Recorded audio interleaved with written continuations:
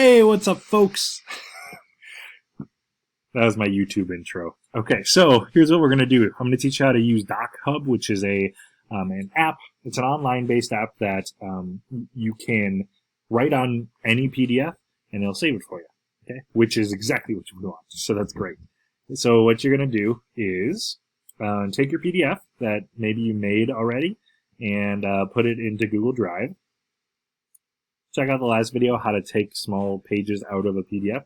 Okay, it's already there, so I'm not going to drag it again. But it's there now, okay? That's all you got to do. So now you got to go to your DocHub, which is DocHub.com, DOCHub.com. And then you go to Import New Document. And I'm going to import a new Google Drive document. And I'm just going to upload it again. I'm going to see if it'll maybe just call it a different name. Okay, here it is. So, and let's look at these features a little bit.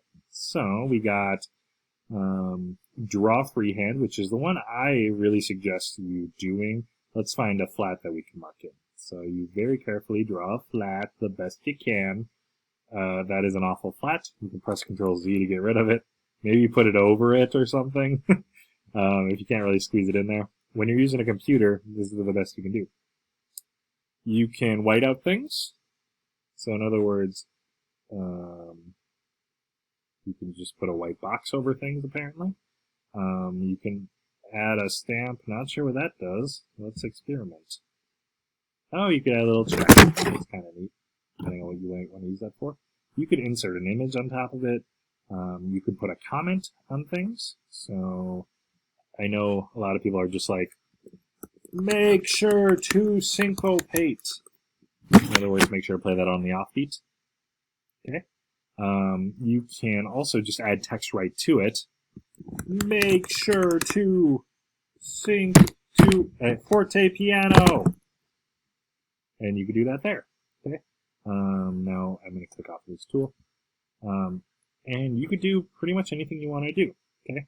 I'm going to get rid of this white box so you can see that flat again. And yeah, very cool thing. Again, this is DocHub.com.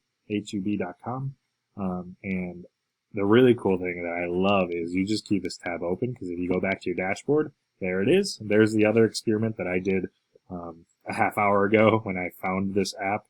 And I love it.